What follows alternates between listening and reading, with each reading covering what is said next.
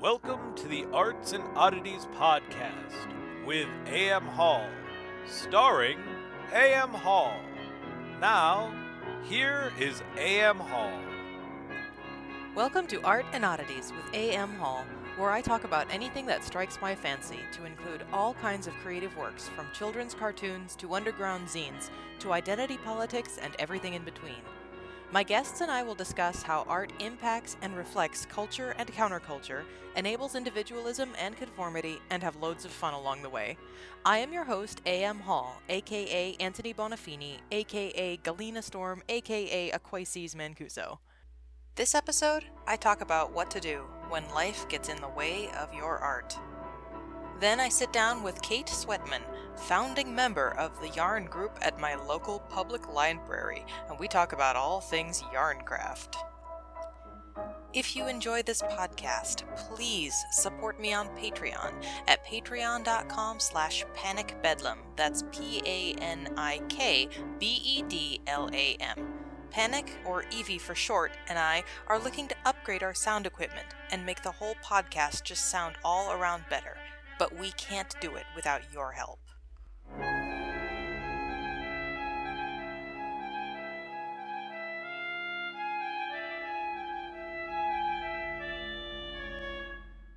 I've made a very difficult decision with regards to this podcast. As you may have noticed, I've skipped a week. This is episode 18, and it's the first episode that is aired 2 weeks after the previous episode instead of one. Up until now, I've managed to churn out podcast episodes like clockwork, but it's become increasingly difficult for a number of reasons. One, they've increased my hours at my day job as part of my moving to a new department. I have mixed feelings about that. On the one hand, I really need the extra money, but on the other hand, I have far less time to do my actual work. I consider working for Panic Bedlam to be my real job, and this podcast is an extension of that work. But as my hours at my day job have increased, not only do I have less time to work on my projects, but because I'm working less, I have less to talk about in this segment where I tell you about what I've been working on. And the last few episodes, I feel like I've been reaching. On a similar note, also because my hours are increased, I'm having more difficulty finding guests for the interview segment of the show. Fortunately, I've managed to figure out long-distance recording, so I don't have to have a guest over to my place to record. I find that I have no control over the quality of the sound with this method. The quality of sound is already not what I'd like it to be, and I recently tried doing a long-distance recording with a potential guest, and I had to turn this person away because the quality on his end was so bad. I may decide to actually send him a mic so I can have a proper interview with him, but whether I do that depends on a number of factors that I won't get into now. Last episode was the first episode where I didn't let you all know who next week's guest would be, simply because it was the first week I didn't have another guest already lined up, even though I had asked several people, both local to me and not, who were interested, but our schedules just didn't line up. So, bottom line, I'm moving the podcast to twice a month. I'll be airing the second and fourth Wednesday at 9 a.m. I hope none of you are especially disappointed, and remember that feedback is still always appreciated. On a related note, this ties directly in with what I've been working on lately. Because I've had hardly any time, I've been breaking up my projects into tiny chunks. The problem with sewing is that it takes up a lot of space, and it takes a few minutes to get set up and to clean up. So, if I have a spare 20 minutes to sew, what I've been doing lately is taking 5 minutes to set up, 10 minutes to sew, and 5 minutes to clean up again. I'm working on a secret project that I'm actually very excited about, but it's slow going. Because I have to work in such tiny time chunks, I've been planning my sessions in advance pretty carefully. I haven't gone so far as to write it all out in advance, but I've made a very careful mental map of my activities, and so far it's been pretty successful. It's taken about 2 weeks, but I think the design prototype is more or less complete. My next session involves adding the seam allowance to all the paper pieces. The one after that will be cutting them all out. The one after that, which will take the longest time unfortunately, will be cutting out the fabric. And a final session will involve sewing them together to make sure it all works up the way I imagine it will. And the moral of today's story is do what you can when you can. If there's a project you're excited about and all you can take are thin slices, then take thin slices. Don't be like me and bite off more than you can chew. It's painful when you can't do as much as you'd like, but slow and steady wins the race, and if there's a project you're as excited about as I am, and you can only take it in thin slices like I have to, eventually you will get it done.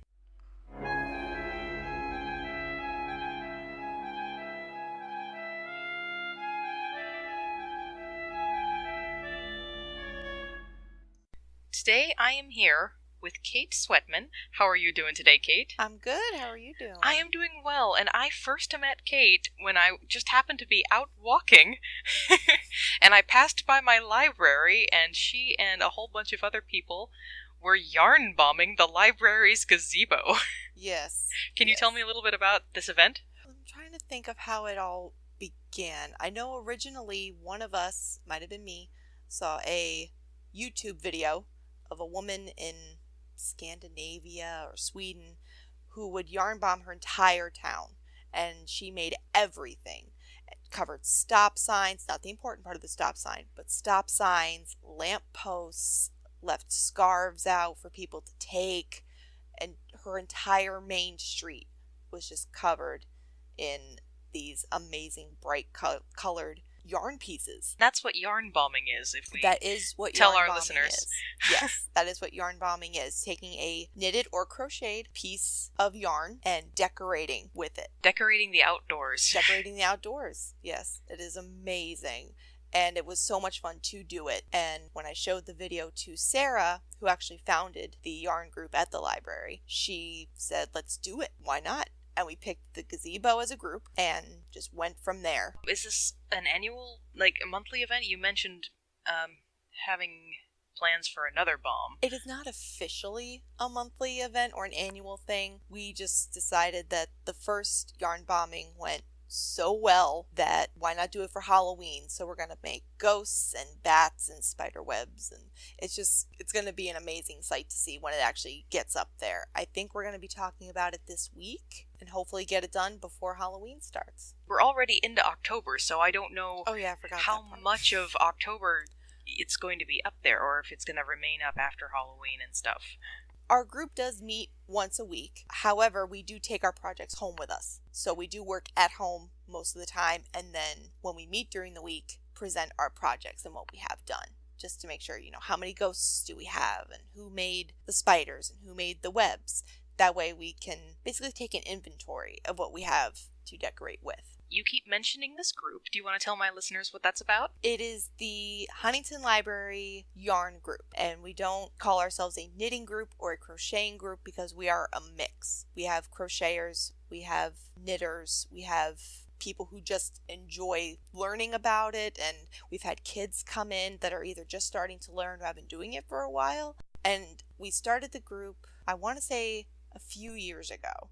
I got into knitting by chance, found out that not only Sarah, who is the history librarian at the library, but also the director, Tina, they knit. So once I got into it, it was everything in my life was about knitting. It was, let's get these books, let's do these projects. And then eventually it was, why don't we start a group? And it all blossomed from there. And we have a really amazing group of, it's mostly ladies, that come every week, and it's almost like we're a family already, and we just admire each other's work, we support each other.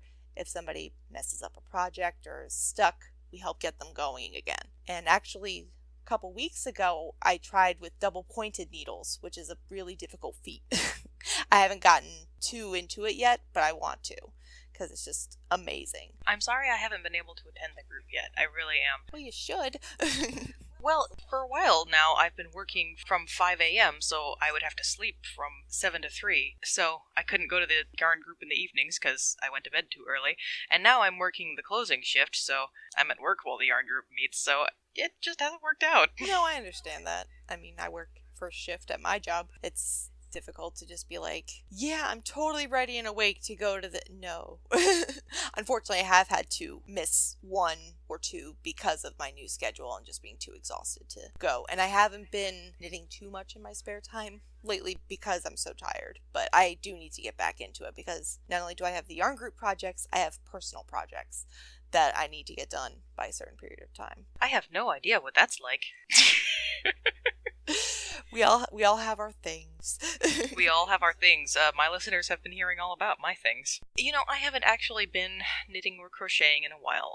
I'm primarily a crocheter. Crochet feels good to me.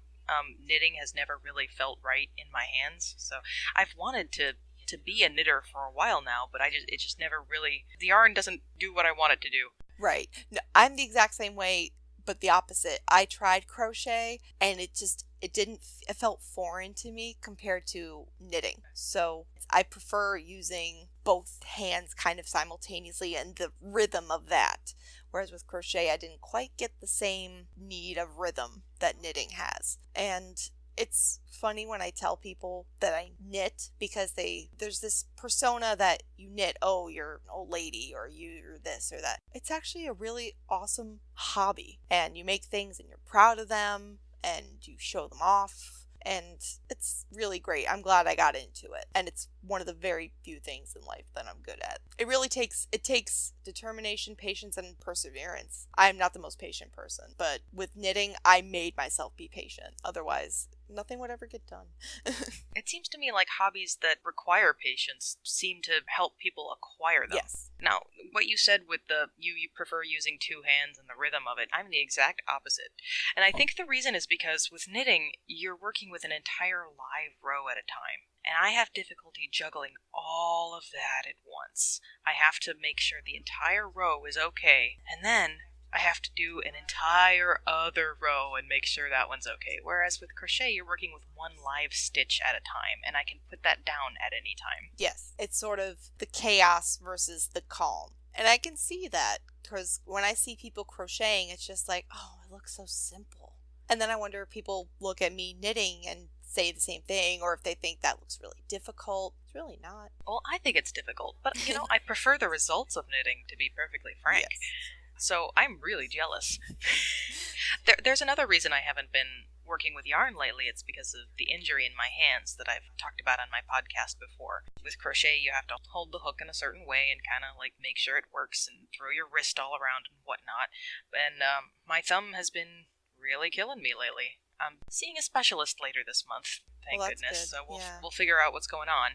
But I think one of the ladies who was bombing the gazebo with you was mentioned something about how knitting is actually really good for your wrists. It can be, yeah. I mean, after you're used to doing it for a while, it can be very therapeutic, both physically and mentally.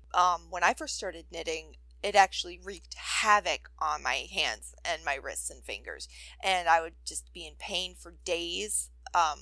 Particularly my thumb muscle, because of the certain position your hands are in when you, and depending on how tight you knit as well with your yarn, that can, it gives you a workout.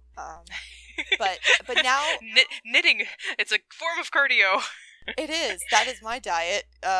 Knitting and McDonald's. And but after a while, once you get used to the motions and what feels good in terms of the tightness of yarn or the position of your needles, the pain subsides, and it actually keeps the fingers and wrists limber. So I haven't had any issues in a long time. I'm glad to hear it. No. So you did not start the yarn group at the library. I did not. I cannot take credit for that. All right. Can you tell me a little bit about how the group got started? I will say that Sarah started the group. Sarah and Tina. For my listeners, do you want to describe who they are? Tina Winstead is the director of the Huntington Library, and Sarah Livingston is basically the local history librarian at the library. All 3 of us are knitters. I came into it late in the game compared to them. When I discovered this hobby and I wanted to pursue it further, I would talk about it with anybody who would listen. And Sarah was usually the person I would talk to about it the most.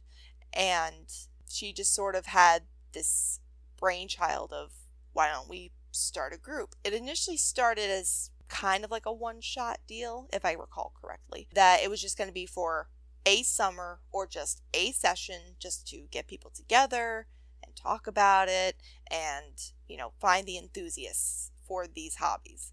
And then eventually it was, when are we going to do this again? And what are we going to do? And these projects. So it went from one season to weekly throughout the year. And yeah, so I give Sarah all the credit for getting this group going and keeping it going. So I didn't know about the group. The only way I found out was because I happened to be out walking and I saw y'all yarn bombing the library gazebo. So how do you tend to advertise to get more knitters involved? Word of mouth. Typically, a few of the ladies in the group have told friends and had their friends come. I shouldn't say we. Sarah posts a lot of it on Facebook, on the library's Facebook page, and that's really about it. And with these projects that we've been doing, like the yarn bombing, we also made Christmas ornaments. I believe it was last year, possibly the year before. We just tell everybody, we have a yarn group, and I know I tell everybody about it. So it's usually word of mouth, though. You seem pretty extroverted. I am. Relatively. I'm so extroverted. Well, the only reason I mention that is because both Tina and Sarah, I think, were there yarn bombing the gazebo. You were the only person not shy enough to come onto my podcast with me. Unfortunately, Tina could not attend, but Sarah was there.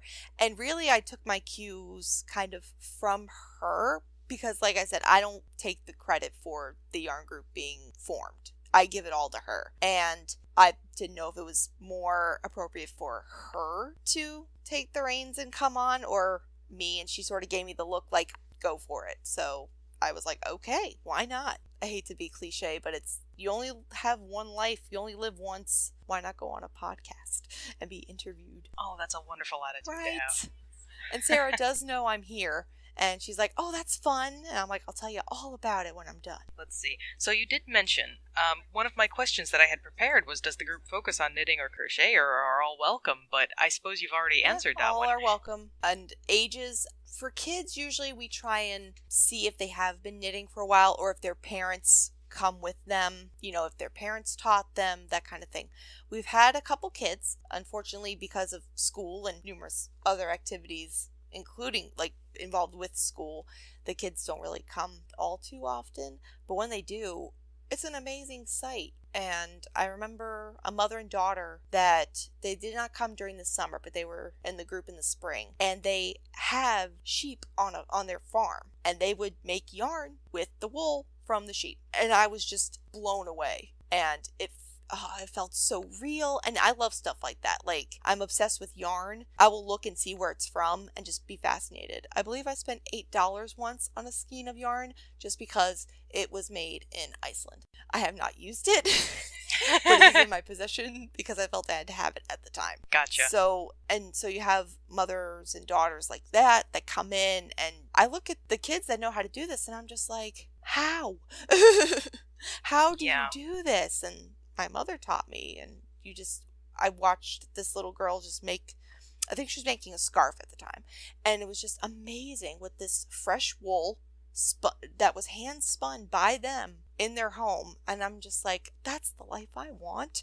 I want sheep to make my own yarn with. So, but it is mostly older, but I like that though. It's not so complicated. We're all just so comfortable with each other, and we share each other's projects, because for a while we just always brought our own projects, our own personal projects. Now we're starting to get more in line with different projects for the seasons, and actually we're trying to get together kits for the local animal shelters, making cat toys, also little outfits for cats. One of the ladies in the group is making sweaters for kittens, and so we're trying to expand, do more charity stuff, just more group-oriented projects. Okay, that ties into at least 3 more questions that I could ask. Yay! Let me try to see if I can break them all down. Okay. So, you mentioned that everyone used to bring their own individual projects, and now you're trying to be more in line with each other. Do you do any knit-alongs where you all sort of do the same pattern? You mentioned everyone's sort of making cat toys and whatnot, but they're not all the same. I know that we share patterns that we find with each other. Actually, Sarah and two other ladies in the group have all made this gift bag, knitting, and they shared the pattern. One person started it and then gave the pattern to two others. And wouldn't you know it, they all turned out completely different in terms of the colors and the sizes. But the pattern was all the same, and they all followed the pattern as it said, but they all looked different. So we do share patterns and the like with each other. But it's just a matter of if you want to pick up that project. I did not pick up that project. It required double pointed needles, which I can't do yet. But it's just also a matter of taste. Everybody has their own tastes. But the one thing we all do have in common is we all love this hobby and we want to do good with it, which is doing stuff for charity, donating, things like that. Even if it's just decorating, if we can share it, that's even better. This is a relatively rural area. You mentioned that there's someone nearby who actually has sheep. There are farms nearby, but I don't really know if we have a local yarn shop. The only place to buy yarn that I know of is our local Walmart. Oh no.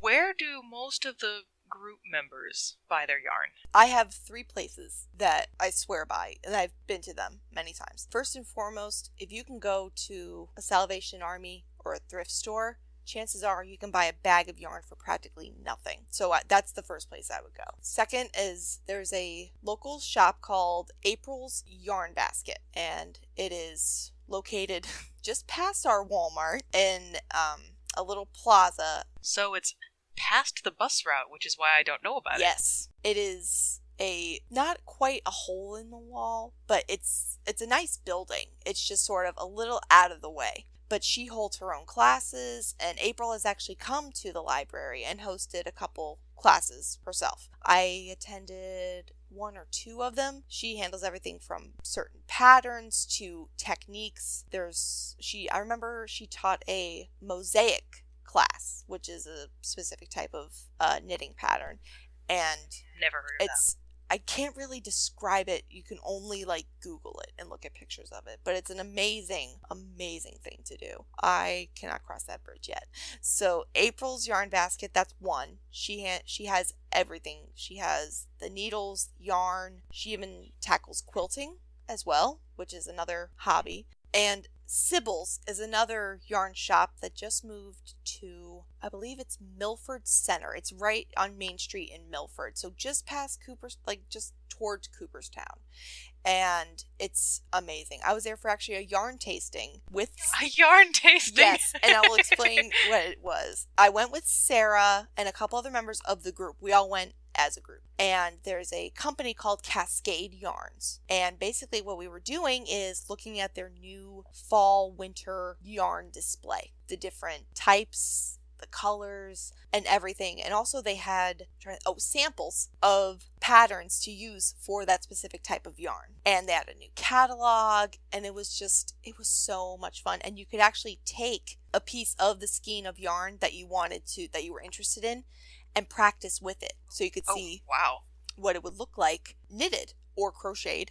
It was such a fun event. And it was also kind of the unveiling for Sybil's because it recently had moved. So it was a grand opening / yarn tasting. And that was such a fun event. So those are the 2 places besides Walmart that you can get yarn. 3, you did mention the Salvation Army. Yes, being the second I found, place. Even outside of Oneonta here, there's a couple secondhand consignment shops that do carry a lot of crafting things, yarn. I remember one store, I spent about $30 on just a bunch of yarn and a bunch of knitting needles, and I still have all of it. Oh, wow. Okay. So, yeah, there's definitely other places besides Walmart. I would not go there first. Sometimes you gotta do what you gotta do. Oh, believe me, I bought yarn from Walmart. I'm just saying. But that was before I knew that April's and Sybil's existed. So, but I've bought stuff from there. Actually, my first knitting kit I bought at Walmart, and it wasn't for myself. I bought it for my mother to get her into that hobby before I even started. And when I gave it to her as a Christmas gift, she took it to mean that I was expecting, and that she wanted me to have her make something. To which I replied, no. This is merely a hobby that I think you should try, and she did not. Oh, Oh my gosh. Yep. That's a So- fun story that I like to tell people. And I think the last thing that I remember wondering about was you mentioned that a lot of the members are older ladies, but you also have children. Do you feel like a generation got skipped in terms of knitting and more domestic crafts because of women's lib? Wow, that's super deep. I don't know how to answer that. Actually, to tell you the truth, yes, probably there is a gap, because when I found out recently that my father's mother, my grandmother, knitted, and all these blankets that I had grown up with my entire life, had no idea that they were hand done by her, hand knitted and everything. And granted, when I was a kid, I didn't want to learn that kind of stuff. I wanted to play Nintendo and stuff. That's what we did. And now I think it's important to teach kids these types of hobbies, because technology is so influencing everyone, and not just, millennials or whatnot. It's everybody. My mom is trying to figure out what Skype is and things like that. And I think teaching a hobby like this is super important to bring kids back to reality in a sense. But I do think that something was missed between the older women in the group who have grandchildren to the kids that come in that want to learn this hobby, whose parents taught it to them. It's important to have that connection and to keep that going, because otherwise it's just going to be lost. So I love seeing kids in the group. It is amazing to me that, number one, they sat down and are like, okay, Mom, show me what to do. And that they wanted to keep going with it. Because, I know when I was a kid, I would try something and completely give it up after a month or two and just move on to something else. That's pretty standard fare for children, I think. But seeing, especially that little girl whose parents have a farm and, use hand-spun yarn that they, made. It Cut off the sheep themselves. And spun themselves on a spinning wheel. And that she kept coming back, showing us the progress, or showing little projects that she had made aside from her main project. It's like, yes, finally. Finally. Now I want to go to the group so much. Maybe eventually I'll have a work schedule where I can attend this group at the local Huntington Memorial Library. Yes. And honestly, if you feel a little rusty, or if you want to try learning to knit again, we are all ready and willing to jump in and help. I think there's 2 crocheters in the group, and the rest of us knit. And also, if you're left-handed, Sarah and I think one other person in the group is left-handed, so they can show left-handed knitting. It is amazing. I learned how to knit via YouTube. I'm not gonna lie, I did use YouTube, which is standard fare, I guess, nowadays, but I also used a lot of knitting books. I think YouTube is absolutely wonderful. Agreed. Wonderful. And I think part of it is because we missed a generation of people who, decided to pay for convenience rather than doing things themselves. We, forgot how to do things. And so the internet, and especially YouTube, is really great for reminding us and showing everyone. Once some person figures it out, then they can show a multitude of people as opposed to their local group. Absolutely. I completely agree. And actually, when I used to work at the Huntington Library, I was there for 5 years. And a lot of the newer knitting books that have arrived at the library since 2015, like 2014, 2015, I probably helped pick them out. Because, yeah, we have YouTube and all that other stuff, but you know what? Actually sitting down and reading about certain techniques or patterns, or just seeing pictures of somebody doing it and seeing it what it looks like, is just as important as watching a video of it. Because when I used YouTube, I would have to constantly go back and make sure I got the right spot to figure out where I left off. Whereas with the book, it was, I opened it, put a bookmark in there, read it, did exactly what it was written, and it was just as important as using YouTube. So it was a mix. And also seeing physically, like, one-on-one with somebody doing it was also helpful. So Skype. I Skyped with friends also to... I think you're describing what's normal for learning any new hobby. I'm the person that uses all angles. I don't just sit down at YouTube and just, 6 hours. I get books, I do YouTube, I talk to friends that do it, I find out find out who. Like, did you know Vanna White of Wheel of Fortune? Actually, I did know that. You did? I was completely shocked when I found out that she had a book of knitting patterns. I'm like, Vanna White, of all people. But, yeah. Well, the thing is that Vanna White from Wheel of Fortune made her living standing there looking pretty. Why are we so surprised that she would have had a hobby? I wasn't surprised that she had a hobby. I was just surprised that it was knitting. I would have pegged her for scrapbooking. Oh, but scrapbooking is relatively new, I think. Probably. But that's neither here nor there. We're actually going off topic. getting close to the end of our time here. So I just want to thank you very much. Thank you for joining having me. For joining me today. And I hope that I have inspired many more people to take up a yarn crafting hobby and join the group. Yes. At the Huntington Memorial Library or wherever your local knitting group or crochet group happens to be. Find them. They're out there. I'm sure they're in every town. Yes. All right. Thank you for joining me. Please stay tuned for the credits.